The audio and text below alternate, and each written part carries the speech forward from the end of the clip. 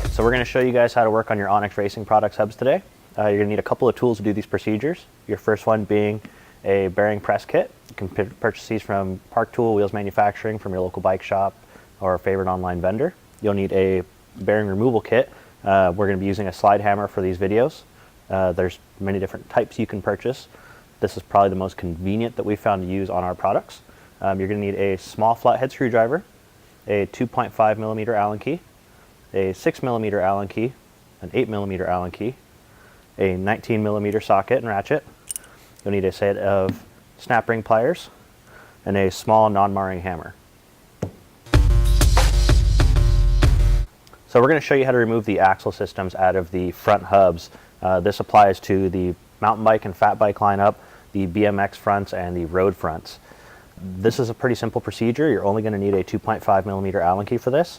You're going to start off by removing the bearing preload collar. You want to loosen the pinch bolt on that. Hold the axle with your opposite hand. That unthreads. Once it is completely removed, the axle will slide out the opposite side of the hub. So this will give you access to the bearings for service and cleaning of the inside of the hub shells. So now that you have the axle system and whatnot removed, you can remove the bearings for cleaning or replacing. You're going to use your slide hammer for this. The size will vary depending on the model of hub. So match it up if it's a 6902, a 6805, or on the road hubs a 6805. So you'll want to start off by inserting the slide hammer into the bearings. Once into the bearing, you want to tighten up the collar, holding firmly on the hub shell or in the entire wheel. Just give it one quick swoop and the bearing will come out. So this will allow you to remove the seals of the bearing, clean it, re-grease it, or replace it with a brand new cartridge bearing. So now that you're ready to reinstall your bearings into your front hub, you want to make sure you use the appropriate size drifts for both sides of the hub.